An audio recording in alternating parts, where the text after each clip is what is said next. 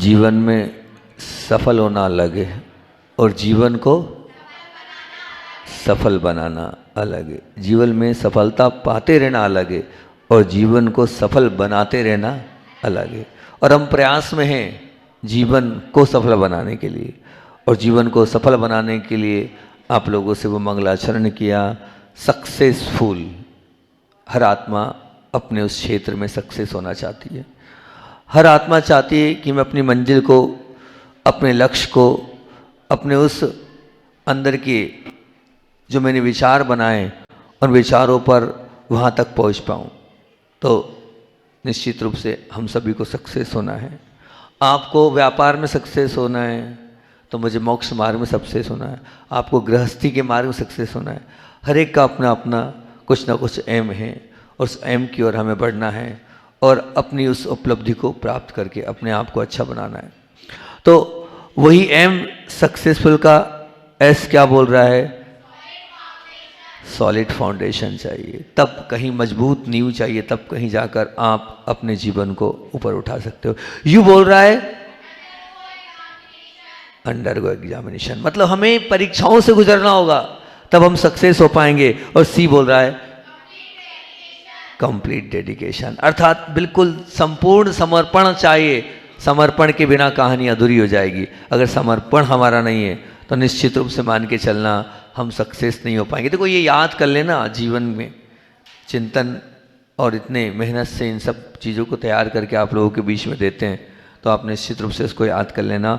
और फिर अगला सी बोल रहा है, सक्सेसफुल का सी बोल रहा है क्लियर इंटेंशन, अर्थात ये आज का विषय मेरा यही हैगा कि कम से कम आशय हमारा स्पष्ट होना चाहिए। और फिर ई बोल रहा है एलिमेंट डिप्रेशन, अर्थात खिन्नता को दूर रखो, अरे चिड़चिड़ेपन को दूर रखो, है ना, बात बात पर नाराज होने को दूर रखो। फिर क्या बोल रहा है? एस बोल रहा है स्ट्रॉन्ग डिटरमिनेशन, अर्थात दृढ़ निर्णय होना चाहिए। अगर आपको सक्सेस होना है तो सक्सेस का एस क्या बोल रहा है कि आपका दृढ़ निर्णय हो चाहिए। फिर एस बोल रहा है, बहुत सुंदर याद कर लिया आप लोगों ने, सुपर कोऑपरेशन, अर्थात जबरदस्त क्या चाहिए? सहकार्य चाहिए। मंगलवाली वाले आए हैं, एक जना बुलाने आएगा तो हम जाएंगे क्या? सब लोग बुलाने आएंगे तब जाएंगे? एक जना आएगा तो जाएंगे क्या? मतलब हमें कोई किसी कार्य को करना है तो सबको मिलकर एक साथ करके कर पाएंगे जब वो कार्य हो पाएगा। फिर एफ बोल रहा है फुल, बिल्कुल जब तक हम उस सक्सेसफुल का एफ बोल रहा है कि हमें फुल कॉन्सेंट्रेशन करना है जिस मार्ग में, जिस मंजिल में जहाँ बढ़ रहे हैं उस और हमारी दृष्टि होनी चाहिए, वहीं हमारी एकाग्रता होनी चाहिए। और यू बोल रहा है अंडरगो नहीं, अंडरस्टैंड सिचुएशन, हमें परिस्थितियों को समझना होगा, हम क्या हैं और वो परिस्थिति क्या है, और उसके हिसाब से आगे बढ़ना होगा। और अगला क्या बोल रहा है? L love for restriction, love for restriction अर्थात नियंत्रण के लिए प्रेम चाहिए। और कल मैंने आपसे बहुत अच्छी काय की बात करी थी। कल क्या बिंदु था हमारा? Complete dedication. और मैंने कंप्लीट डेडिकेशन में आप लोगों से बात क्या करी थी कि 100 में से अगर कोई बच्चा 35 नंबर लाता है तो उस विद्यार्थी को भी कहीं ना कहीं क्या मिल जाती है? नौकरी मिल जाती है। और मान लीजिए आपके घर में कोई रसोई वाला बनाने वाला आया और 100 में से 65 रोटी तो वो क्या बनाता है? अच्छी बनाता, 35 कच्ची बनाते हैं, तो आप रखते हो? आपने कहा था नहीं रखते।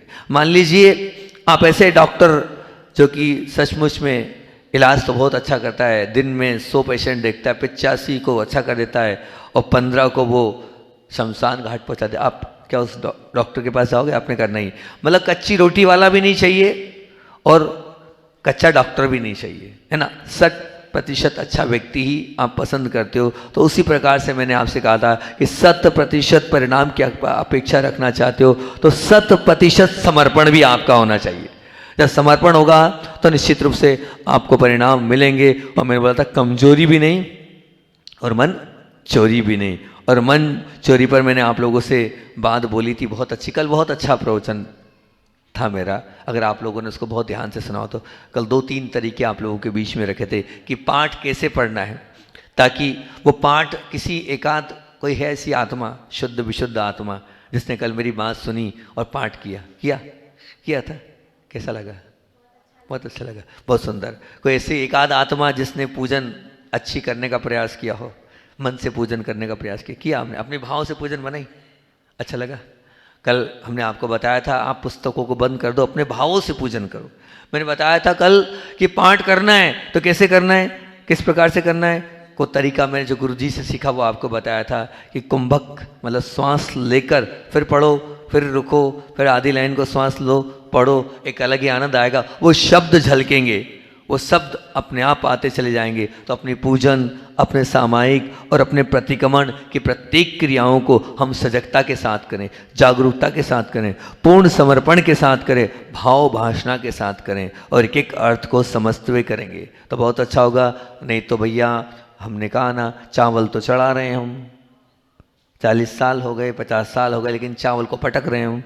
हमें यही नहीं मालूम कि हम चावल क्यों चढ़ा रहे हैं। हमने एक बार भी भाव, और मालूम भी है, चलो ठीक है कोई बात नहीं, कोई विद्वान है या जानता भी कि चावल हम क्यों चढ़ा रहे हैं, गेहूँ चना तुअर नहीं चढ़ा, लेकिन वो भाव ही नहीं आते हैं कि ये भगवान जैसे इसका जन्म मरण समाप्त तो हो गया है, वैसे जो है मेरा भी जन्म मरण समाप्त हो। ये भाव से अध्यक्ष जी मंगावली के अध्यक्ष पधारे हैं, नव निर्वाचित यशस्वी अध्यक्ष हमारे बीच में हैं। आप चावल चढ़ाते हो तो भाव भाते हो क्या कि चावल जैसे उगेगा नहीं वैसे मेरा जन्म मरण समाप्त हो जाए? भाते हो?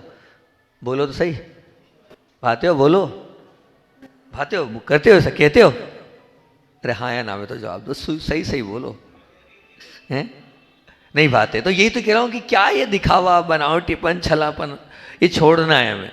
जो हम कर रहे हैं उसको वास्तविक जीवन को जीना है तो बहुत अच्छा हो जाएगा। ये हमारा पूर्ण समर्पण, अपने आप को धोखा देना हो गया, अपने आप को छलना हो गया और अपना ही स्वयं की हम चोरी कर रहे हैं। कल इस पर अपन ने चर्चा करी थी और आप लोग प्रयास करना कल के मेरे इस प्रवचन को अपने जीवन में उतारने का, और जो करो भावपूर्वक करना। और नहीं तो आपने नियम लिया है कि 7 दिन में 1 दिन तो पूजन हम भावपूर्वक करेंगे। एक एक शब्द जो बोल रहे हैं उनको अपने जीवन में उतारने का प्रयास करेंगे और वैसा बनने का हम प्रयास करेंगे तो बहुत अच्छी बात है। और आज मैं आपसे बात करने वाला हूँ क्लियर इंटेंशन। काय पर बात करना है?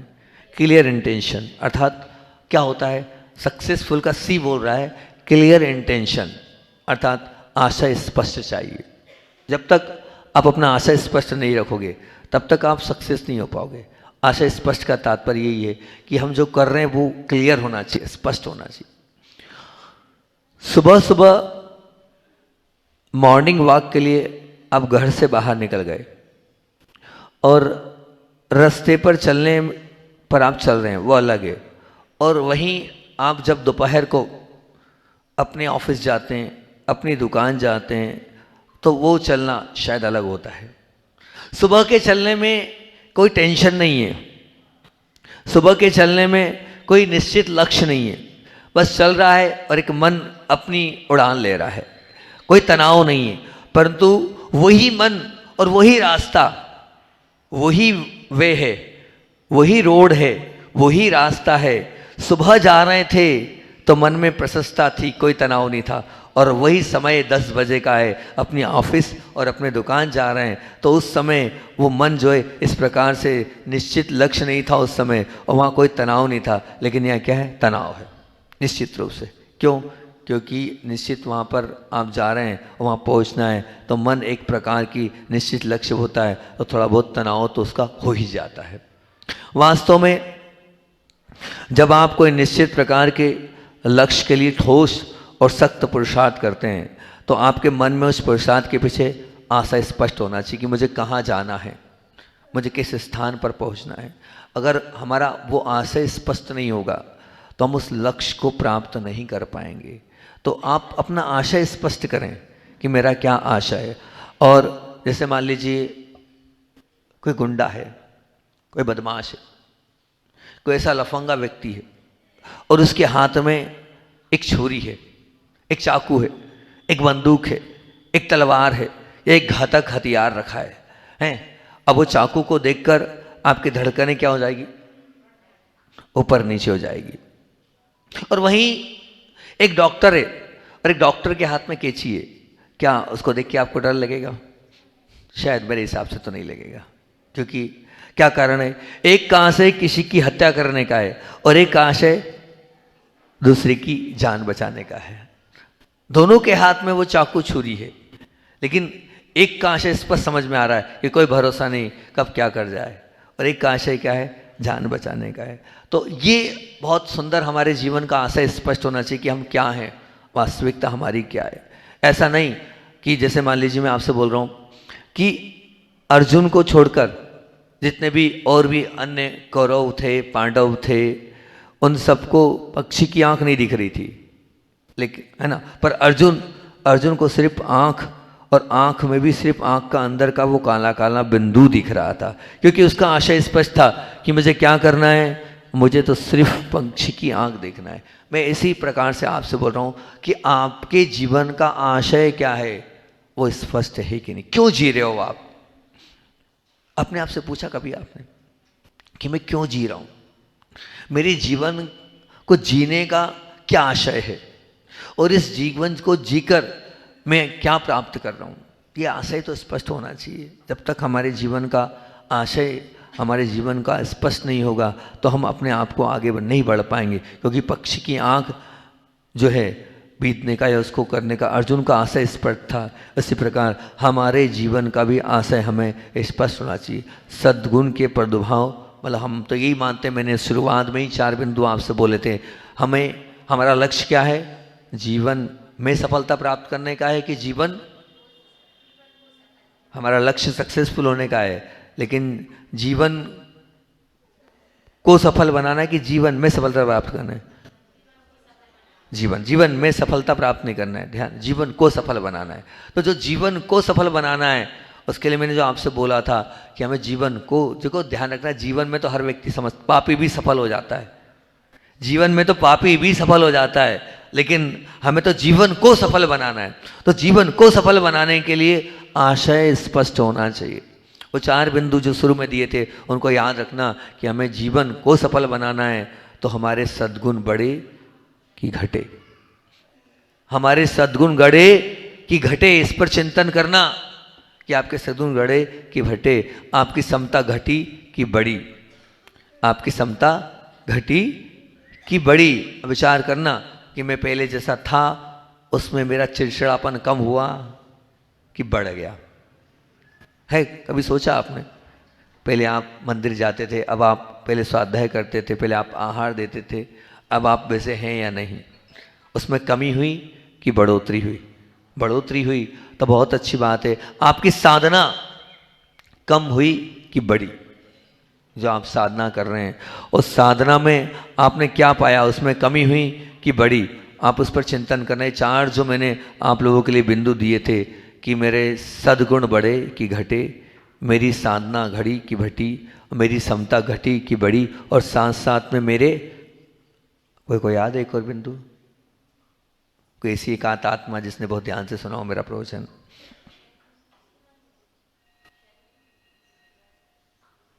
चार बिंदु। सत्कार्य, मेरे सत्कार्य घटे कि बढ़े, मेरे सद्गुण बढ़े कि घटे, मेरी समता घटे कि बढ़ी, मेरी साधना घटे कि बढ़ी। वो आपके आशय से स्पष्ट होगा कि आपके जीवन का क्या आशय है। निश्चित रूप से हम अगर आशय स्पष्ट कर लेते हैं तो एक सबसे बड़ा गुण हमारे अंदर आ जाता है, पता है क्या? और वो गुण इतना अच्छा गुण हैगा कि उस गुण के माध्यम से आपका जीवन उत्कृष्ट बन सकता है। अगर आपका आशय स्पष्ट होता है तो आप खुली किताब की तरह होते हैं, तो मायाचारी से बच जाते हैं। आप कैसे बच जाते हैं? मायाचारी से आप बच जाएंगे। अगर आपका आशय स्पष्ट है तो निश्चित मान के चलना आप मायाचारी से बच जाएंगे। और जो व्यक्ति अपने जीवन से मायाचारी से परे हो गया, ऊपर उठ गया, ये निश्चित मान के चलना कम से कम वो त्रियंश गति और त्रियंश के दुखों से तो अपने आप को बचा लेगा। क्योंकि आचार्य भगवान से जब पूछा कि हम त्रियंश नहीं जाना चाहते हैं, कृपया करके कोई तरीका बताओ ताकि हम जो है अपने आप को त्रियंश पर्याय से बचा लें, तो उन्होंने एक ही बात बोली, उन्होंने उद्घोषणा कर दी तत्वार्थ के इस महान पावन पवित्र ग्रंथ में। उन्होंने बोल दिया बड़े ही उससे कि भैया अगर तुम त्रियंश नहीं बनना चाहते हो तो माया तेरी यज्ञनस्य। कौन जाता है त्रियंश गति में? तो कहते हैं जो मायाचारी करते हैं वही त्रियंश गति की उस दुख को बेचते हैं, वही त्रियंश आयु का बंद करते हैं। तो आप चाहते हो क्या मायाचारी करना? नहीं करना चाहते हो? पक्का? सच में? सच में माया नहीं चाहते। कितने लोग हैं जो सच में जो हैं अंदर से वही बाहर दिखाते हैं। वास्तविकता में मायाचारी वाला कोई काम नहीं है, जो हो वही हो, बाहर भी वही दिखाते हो, स्पष्ट रूप से दिखाते हो, हैं? पक्का नहीं। वो देखो एक बहन, देखो सच जो बोलता है वो महान होता है। क्योंकि मैं एक बात बोलता हूं, हमेशा हमेशा बोलता हूं कि 3 प्रकार का जगत है। कितने प्रकार का? 3 प्रकार का जगत है। एक हैगा संसार जगत, एक हैगा संसार जगत, एक हैगा धर्म जगत, और एक हैगा अध्यात्म जगत। ये तीनों प्रकार के जगत हैं। ये तीनों प्रकार के जगत हम सब मिलकर जी रहे हैं। अध्यात्म जगत क्या है? हम अध्यात्म जगत को जी रहे हैं। अध्यात्म जगत क्या है? हम अध्यात्म जगत को जी रहे हैं। और अगर अध्यात्म जगत को जीना है तो उसके लिए क्या है? उसके लिए पुरुषार्थ में जयते, पुरुषार्थ करना होगा हमें। ये बालों को ऐसा हाथ से निकालना पड़ेगा, अभी 2 दिन बाद निकलेंगे, चिंता नहीं करना, देख लेना, है ना। हमें बाहर नग्न अवस्था में जाना होगा। अंतराय आएगा तो बैठना ही होगा। तो क्या हो गया कि सामने भोजन मिल रहा है, उसको ठोकर मार रहे हैं हम। ऐसा नहीं कि केची नहीं मिलेगी, केची भी मिल जाएगी हमारे पुण्य से, आप ला के दे दोगे, लेकिन हम केची की आवश्यकता नहीं है। आप कपड़े भी दे सकते हो हमें, पर हम तो क्या है, हम अपने पुण्य को ठोकर मार रहे हैं और पुरुषार्थ कर रहे हैं। हमारे जीवन में पुरुषार्थ की महत्ता है। हम अपने आप को ऊंचा उठाना चाहते हैं तो पुरुषार्थ से उठा पाएंगे। तो पुरुषार्थ में जयते एक साधक के काम आएगा। एक साधक के जीवन को आगे बढ़ाना है तो पुरुषार्थ में जयते। और अगर मान लीजिए एक धर्मात्मा व्यक्ति है, उस धर्मात्मा व्यक्ति को अपने जीवन को बहुत आगे और बहुत ऊंचाइयों तक ले जाना है, तो बंधुओं ध्यान रखना, हम तो पुरुषार्थ में जयते से जिएंगे और वही हमारा लक्ष्य है, तभी हम अपने आप को मोक्ष तक पहुंचा पाएंगे। लेकिन एक धर्मात्मा व्यक्ति है, उसको अगर अपने जीवन को जीना है तो सत्य में जयते।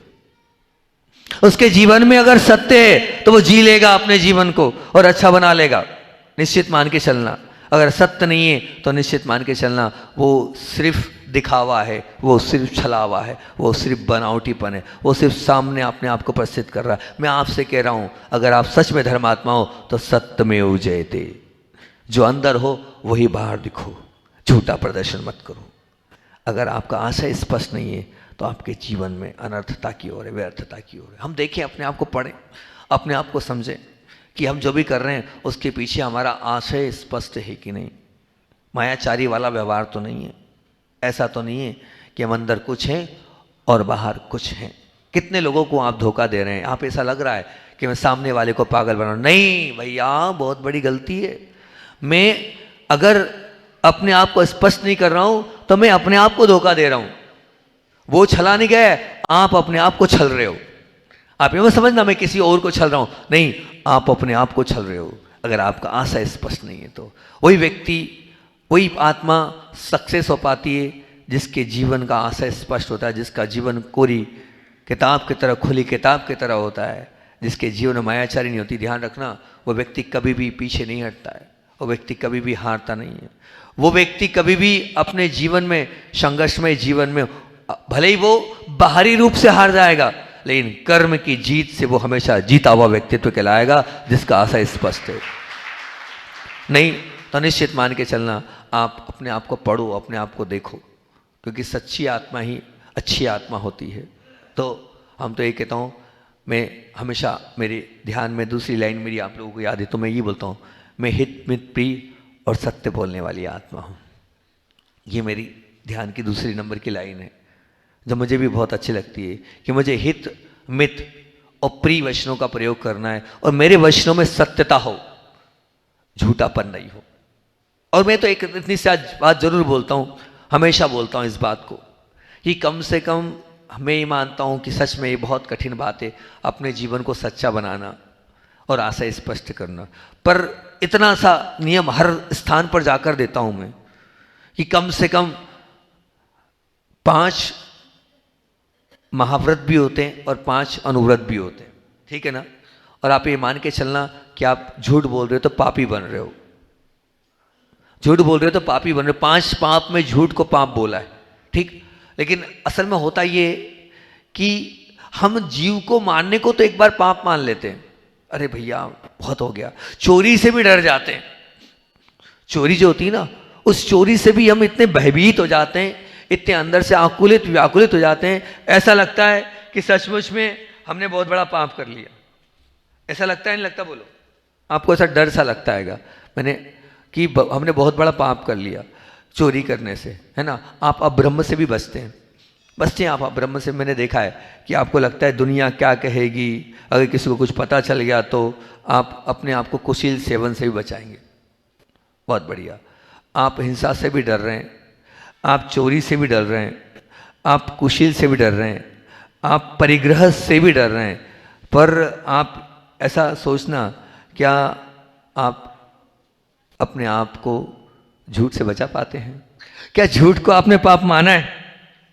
मेरा प्रश्न है आपसे, क्या झूठ को आपने पाप माना है? हैं? बोलो ना, हाँ या ना में जवाब तो दो। हैं? कितनी आत्माएं जिन्होंने झूठ को पाप माना है? अरे भैया, मैं ऐसा सोचता हूं कि हम बिना मतलब के झूठ बोलते हैं। कई बार तो ऐसा होता है कि हम कोई काम कर नहीं और झूठ बोलते हैं। आपसे किसी ने पूछा कि भाई दुकान की बिक्री कितनी हुई, या तो आप उसको चौगनी बता देते हो, या उसको क्या बताते हो, आधी बताते हो। क्या मतलब भैया, क्या तुम्हारे यहाँ का ले जाएगा? वो जो है वो बताओ, नहीं तो कोई दिक्कत नहीं। अब आपके यहाँ कोई ग्राहक आया, मैं ये बोल रहा हूँ कि आपके यहाँ वो ग्राहक आया है, उस ग्राहक को आप ये मत बताओ कि मेरी खरीदी इतने की है। भाई इतने में लेना हो तो ले ले, नहीं तो कोई दिक्कत नहीं। झूठ क्यों बोल रहे हो उससे कि भैया इतने का नहीं कमाओ? ऐसा झूठा पाप की कमाई है वो। काय की कमाई है? शुद्ध पाप की कमाई है। झूठ बोल के कमाओगे तो पाप की कमाई है। अरे 2 पैसा कम कमाओ, लेकिन कम से कम झूठ, वो फालतू का झूठ बोल रहे हो आप, कोई मतलब का झूठ नहीं है वो, है ना, बिना मतलब का झूठ है वो। ये मत करो, ये बोलता है वो बोलता है ना। ब्लेम वाला जीवन नहीं जीना हमें। हम बोलते हैं, ये देखो, हमें तो दूसरे की बुराइयां नहीं देखना, हमें तो अपनी बुराइयों को झांक कर देखना है। कौन बोलता है छोड़ दो, हम बोलते हैं। कई बार, बहुत बार ऐसा होता है, अपने बच्चे के लिए हम झूठ बोल देते हैं कि ऐसा ऐसा हुआ, इस प्रकार से हुआ। बहुत बार हम ऐसा भी समझ लेते हैं कि भैया इससे हमारी नाम की, हमारी इज्जत की, हमारे अपने स्टेटस की जो है बहुत अच्छा हो जाएगा। तो नहीं, आप बहुत पहले और आप ये समझ लेना कि आप जो बोल रहे हो वो बोलना, अगर आप सोच समझ के बोलो। मैं तो ये बोल रहा हूँ कि बोलने के पहले सोच लो और निश्चित मान के चलना, झूठ बोलकर मेरे जीवन में क्या प्राप्त होगा, मैं क्या प्राप्त कर पाऊंगा। और क्या वो आपने जो आपका आशय स्पष्ट नहीं था और आपने झूठ बोलकर कार्य किया, क्या वो कभी उजागर नहीं होगा? आज नहीं तो कल क्या आपका झूठ पकड़ में नहीं आएगा? विचार करना। और ये तो निश्चित है कि जिसका जीवन झूठा है उसके जीवन में धर्म तो है ही नहीं, वो धर्मात्मा तो है ही नहीं। और ध्यान रखना, जब जीवन झूठा होता है तो रिश्ते की मधुरता भी समाप्त हो जाती है और रिश्ते की स्थिरता भी समाप्त हो जाती है। जिनके जीवन में झूठ है, निश्चित उनके जीवन में मधुरता भी नहीं होगी, स्पष्टवादिता भी नहीं होगी। और मैं तो हमेशा यही बोलता हूं कि आप जितना दिखावा कर रहे हो वो भी झूठापन है। जितना दिखावा कर रहे हो वो भी क्या है? थोड़ी टेढ़ी बात कर लो, बुरा तो नहीं लगेगा? बुरा तो नहीं लगेगा? जितना दिखावा कर रहे हो वो झूठापन है। जितना आईब्रो बना रहे हो वो झूठापन है। जितना फेशियल कर रहे हो वो झूठापन है। जितना क्रीम लगा रहे हो और अपने आप को अपडेट बना रहे हो वो झूठापन है। वो झूठापन नहीं है। आप जो हो वो नहीं दिखना चाहते हो, और वो नहीं दिखना चाहते हो और अपने आप को क्या कर रहे हो, एक नया मुखटा आप प्रस्तुत कर रहे हो। तो ये आपका झूठापन नहीं है। बोलो पीछे बैठे बहनों, है ना झूठापन? है, झूठापन है। तो मैं एक बात बोलता हूं हमेशा, अन्यथा मत लेना, कि झूठापन मतलब मायाचारी हो गई। ये तो क्लियर है, मायाचारी है ना ये भाई। हम जो हैं वो नहीं दिखना चाहते, हम जो नहीं है वो दिखना चाहते हैं। हम चाहते हैं 50 साल के दिखना चाहते हैं 20 साल के। हमें 50 साल के और बाल बनाकर हम काला करके अपने आप को 20 साल का बताना चाहते हैं। स्टेटस संभालना है, सबके बीच में दिखना है। हमारे बाल नहीं है लेकिन हम क्या कर रहे हैं, बाल लगा रहे हैं। क्या हो गई थी जोर से, क्यों हंस रहे सब लोग? हैं? कोई गड़बड़ है क्या? अच्छा राहुल भाई ऐसा है क्या? अरे मुझे नहीं पता था भैया। अरे भैया उससे दुश्मनी नहीं लेना, लफड़ा हो जाएगा। तो जब आप समझने का प्रयास करना, जो हम नहीं है, अगर हम वो जो दिखा रहे हैं तो निश्चित रूप से बहुत बड़ा झूठापन कर रहे हैं।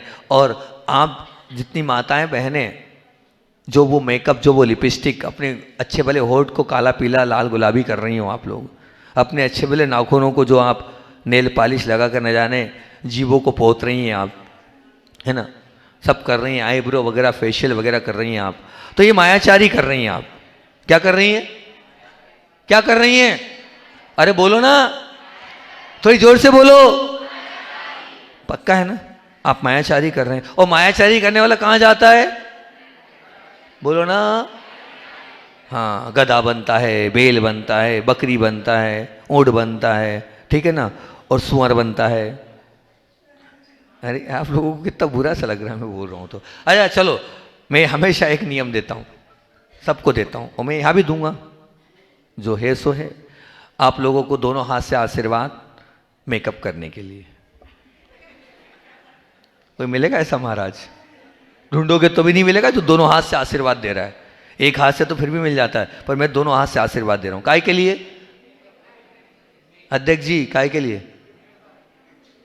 धर्मपत्नी को बोलना, आज हम प्रवचन सुनने गए थे, वो सर फेरे महाराज मिले थे, उनने दोनों हाथ से आशीर्वाद दिया है मेकअप करने का, पर एक शर्त के साथ। पर काय के शर्त के साथ? एक शर्त, अच्छे से लिपस्टिक लगाना, अच्छे से फेशियल करना, अच्छे से और जो भी क्रीम लगाना, और लगाते लगाते ये भाव करना, ये भगवान मैं लगा तो रहा हूँ, पर इसके माध्यम से मुझे अगली पर्याय सुअर की मिलेगी। काय की मिलेगी? सुअर की। अरे भाई मायाचारी कर रहे हो तो सुअर जैसी पर्याय मिलेगी और क्या आपको, ठीक है ना। तो मैं लगा तो रहा हूँ, दोनों हाथ से आशीर्वाद लगाते लगाते भगवान त्रियंश पर्याय का बंद हो रहा है, त्रियंश आयु का बंद हो रहा है। मैं सुअर बनूंगा, मैं गधा बनूंगा, मैं ऊँट बनूंगा, मैं बैल बनूंगा, मैं बकरी बनूंगा, ऐसे करते करते करना, ठीक है ना। ऐसे करते करते करोगे तो क्या, क्यों देखो हमारे गुरुदेव एक बात बोलते थे। क्या बोलते थे? देखो अध्यक्ष जी ने फोन ला के बोल दिया महाराज जी ने ऐसा बोला है, तो क्या बोलते थे? बोलते क्या थे कि देखो पाप करो और पाप को पाप मानो। क्या कहते थे? पाप करो और पाप को पाप स्वीकार करो। जो व्यक्ति पाप को कर कर पाप स्वीकार करता है वो महान होता है।